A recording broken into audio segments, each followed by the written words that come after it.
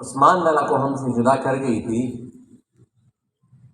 وہی تسلسل جاری ہے، اور اسی کی تسلسل میں آج یہ ہمارے 4 ساتھی جو اس علاقے میں جو یہاں پر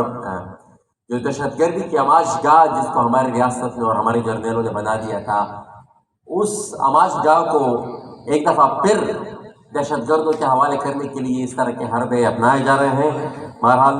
مذمت کرتے ہیں، اور مذمت کے علاوہ بھی کچھ اس کے بارے میں ہم اپنے راہ عمل کا اعلان کریں گے۔ فی الحال میں عثمان لالا کی یاد میں آج اس پروگرام کا انعقاد کیا گیا ہے، تو یقیناً ایک ایسی شخصیت ہے جس کے بارے میں بولنے کے لیے انسان سوچ میں پڑ جاتا ہے کہ کون سے الفاظ کا ہم چناؤ کریں۔ آج سے تقریباً 1 سال پہلے عثمان لالا پر جو حملہ ہوا اور جس طریقے سے ان کو شہید کیا گیا، وہ اسی طوفان اور اسی نئے جنگ کی تیاری ہے جس جنگ میں ہمیں پچھلے 40 سال سے رکھا گیا ہے، اور اب مزید اس کے ایک نئے فیز میں ہمیں داخل کرنے کی کوشش کی جا رہی ہے۔ تو جو عثمان لالا پر اٹیک تھا وہ اسی کے تسلسل میں اس کے لیے راہ ہموار کرنے کی ایک کوشش تھی، اور اس کے بعد پھر افغانستان میں جو ایڈونچر ہوا، جس طریقے سے افغانستان کا کولیپس ہوا، تو اس سے پہلے ان آوازوں کو خاموش کرنے کا آغاز ہو گیا تھا جن کا خدشہ تھا کہ وہ آواز اٹھائیں گے، وہ ریزسٹ کریں گے، وہ مزاحمت کریں گے، وہ بولیں گے، وہ حقائق سے دنیا کو آگاہ کرتے رہیں گے۔ اور پھر جو افغانستان میں اس کے بعد ہوا، یہ اسی کا تسلسل ہے، یہ جو آج کی ٹارگٹ کلنگ ہوئی ہے، یا اس کے بعد یہ جو پچھلے کافی عرصے سے مختلف ہمارے ساتھیوں کو ٹارگٹ کلنگ کا نشانہ بنایا جاتا رہا ہے۔ تو یہ جو عثمان لالا پر حملہ تھا، یہ اسی کا آغاز تو میں نہیں کہوں گا، لیکن اسی کا تسلسل تھا۔ عثمان لالا کی شخصیت، میں اتنا کہوں گا کہ وہ اس ملک میں سیاست کے طالب علموں کے لیے، اس ملک کے سیاسی ورکرز کے لیے اور سیاسی لیڈرز کے لیے، نظریاتی سیاسی ورکرز کے لیے وہ ایک سمبل ہے، ایک ایسے شخص، ایک ایسی شخصیت جنہوں نے گراس روٹ لیول سے اپنی سیاست کا آغاز کیا، اور جو بھی مقام سیاست میں بنایا وہ اپنے بل بوتے پر بنایا۔ وہ پوری کی پوری ان کی اپنی اسٹرگل تھی، نہ اس کی اسٹرگل میں، نہ اس جو اسٹیچر تک سیاست میں وہ پہنچے، نہ اس کے کوئی خاندان کا بیک گراؤنڈ کا کوئی زیادہ اس کی کنٹریبیوشن تھی، نہ اس کے پیسوں کی کنٹریبیوشن تھی۔ وہ پیورلی انہوں نے اپنی سیاست کی بنیاد پر اور اپنی سیاسی خدمات کے بنا پر وہ مقام بنایا، اور گراس روٹ لیول سے انہوں نے سیاست کا آغاز کیا، اسٹوڈنٹ لائف سے، اور ایک یونٹ سے انہوں نے اپنی سیاست کا آغاز کیا، اور وہ پھر بڑھتے بڑھتے ایک سیاسی پارٹی کے ٹاپ کی لیڈرشپ میں اور اس کی صوبائی صدارت تک اور اس کی مرکزی سیکرٹری تک وہ پہنچے۔ اور میرے خیال میں ہماری پاکستان کی سیاست میں اور شاید دنیا میں ہر کہیں یہ کانسیپٹ ہے کہ شاید ہی چند ایسے لوگ ہوں، چند ہی شاید ایسے لوگ ہوں جن کے ساتھ اکراس دا پارٹی لائنز لوگوں کی اور سیاسی ورکرز کی سیاسی عقیدت ہوتی ہے۔ میں نے جتنی بھی انٹریکشن کی، جتنا بھی میں لوگوں سے ملا ہوں، جتنا بھی میں نے عثمان لالا کے بارے میں اور سیاسی پارٹی کی لیڈرشپ کی جانب سے سنا ہے، ان کے ورکرز کی جانب سے سنا ہے، اور آج اس محفل میں بھی جتنی مختلف سیاسی نظریات کی قیادت یہاں پر موجود ہے، اور یا جس طریقے سے ان سیاسی جماعتوں نے ان کی جنازے میں شرکت کی اور ان کو خراج عقیدت پیش کی، تو یہ بہت کم ہی ایسی سیاسی شخصیات ہماری تاریخ کا حصہ رہی ہیں جن کے ساتھ اکراس دا پارٹی لائنز ان کے ساتھ عقیدت ہوتی ہے تمام سیاسی ورکرز کی، اور وہ میرے خیال میں وہ اپنے نظریے کے ساتھ وہ کمٹمنٹ ہی ہے، وہ اپنے عوام کے ساتھ وہ کمٹمنٹ ہی ہے جو ان کو اس مقام پر لاتی ہے، اور وہ میرے خیال میں عثمان لالا میں یہ خوبی موجود تھی، اور یہ میرے خیال میں اس موجودہ سیاست میں بہت کم لوگوں میں یہ خوبی ہے۔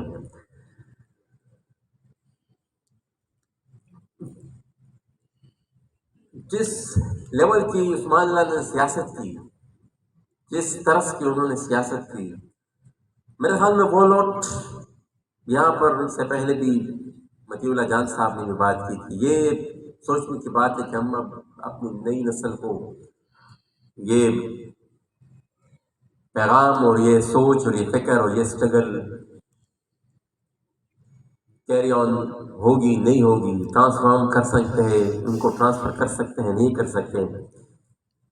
تو وہ اس کیڈر سے ان کا تعلق تھا عثمان لالا کا جو مفقود ہوتی جا رہی ہے۔ اور پھر خصوصاً ہماری اس موجودہ سینٹ میں جب سنجرانی فارمولہ کے نام سے ایک نئی ایڈونچر کی گئی، ایک نیا فارمولہ نکالا گیا، ایک نئی پولیٹیکل انجینئرنگ کا ایک نیا فارمولہ نکالا گیا، تو میرے خیال میں اس سینٹ میں پھر چند ہی ایسی شخصیات رہ گئی تھی جو آخری حد تک اپنی ریٹائرمنٹ کے وقت تک وہ اپنی آئیڈیالوجی کے ساتھ اور عوام کی جو ضروریات ہیں، عوام کی جو مطالبات ہیں، عوام کے جو احساسات ہیں، وہ ان کے ساتھ کمیٹڈ رہے اور آخری حد تک انہوں نے اپنی نظریات پر کمپرومائز نہیں کیا۔ تو وہ لوٹ مفقود ہوتی جا رہی ہے، اور وہ جس طریقے سے یہ پولیٹیکل انجینئرنگ دن بدن ایک نیا رخ اس کا سامنے آتا ہے، تو وہ ان حالات میں میرے خیال میں عثمان لالا ان چند شخصیات میں تھے جو آخری حد تک اپنے نظریے کے ساتھ کمیٹڈ رہے۔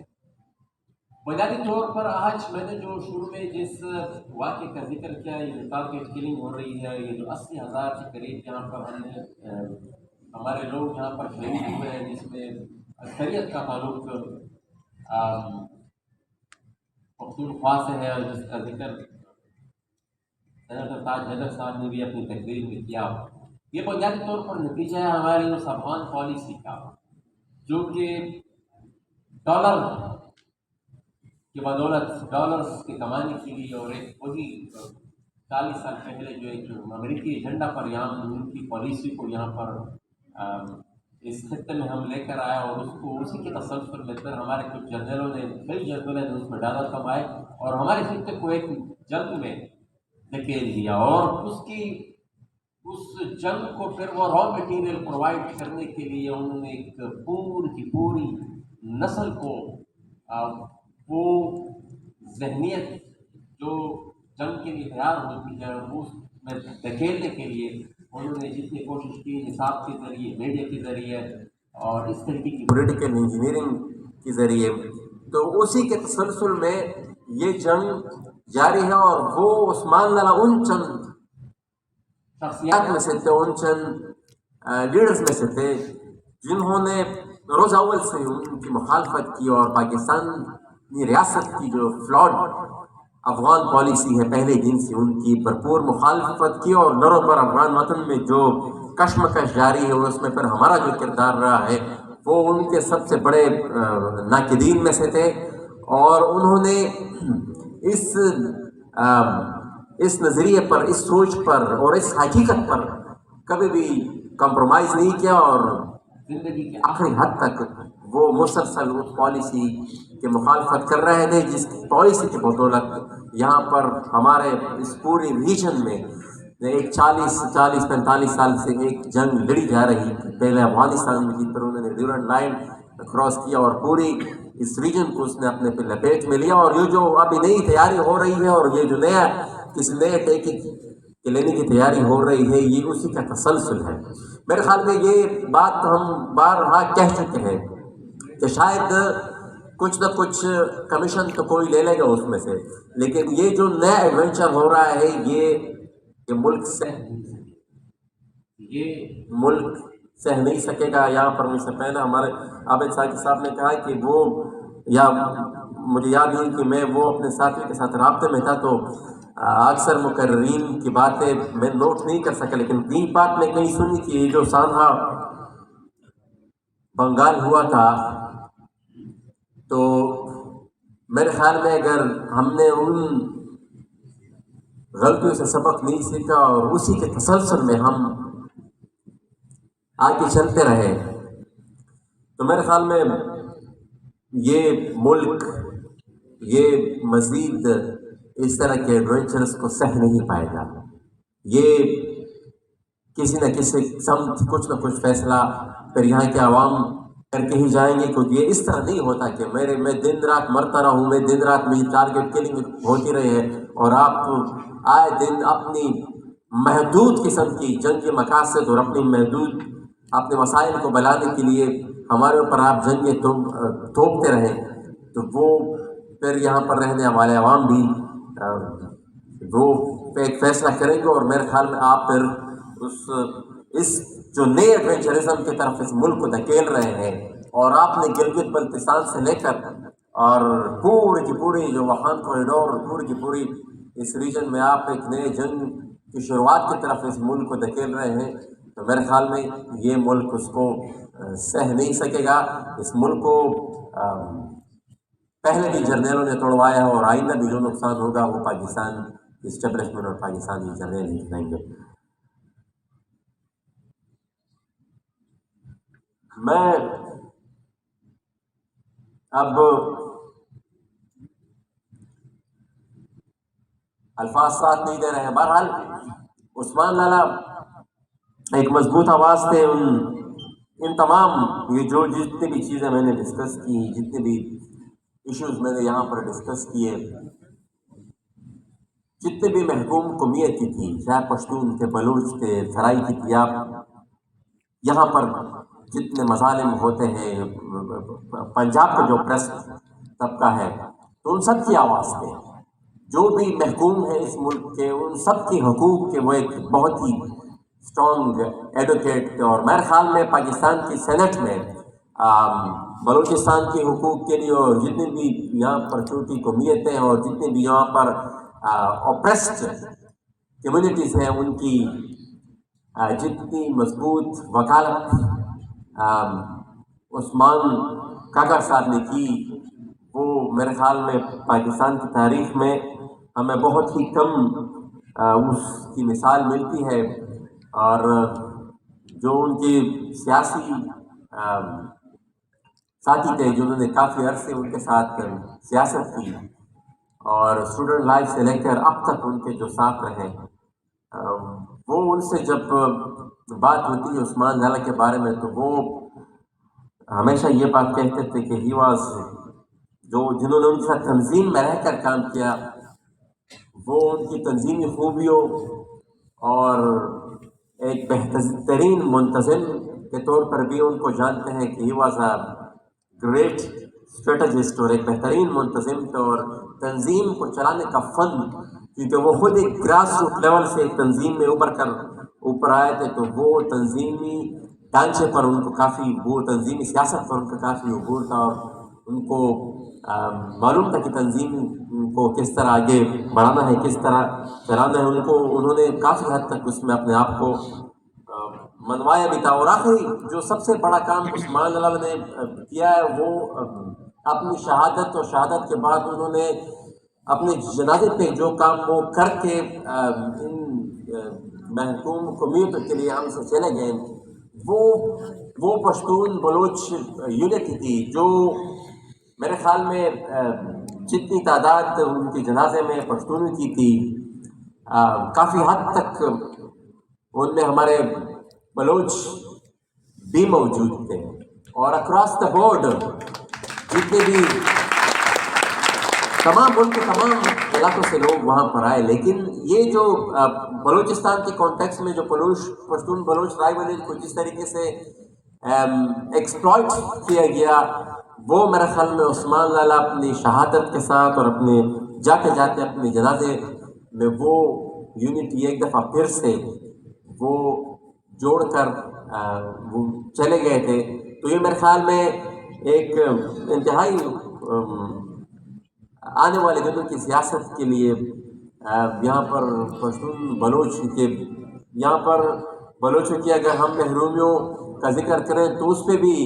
کافی داستانیں ہم لکھ سکتے ہیں، اور وہ بھی ہر گھر میں تقریباً اس طرح کی ایک داستان ہمیں ملے گی. وہاں پر بھی انفورسڈ ڈس اپیرنسز ہیں، وہاں پر بھی ایکسٹرا جوڈیشل کلنگز ہیں. تو وہ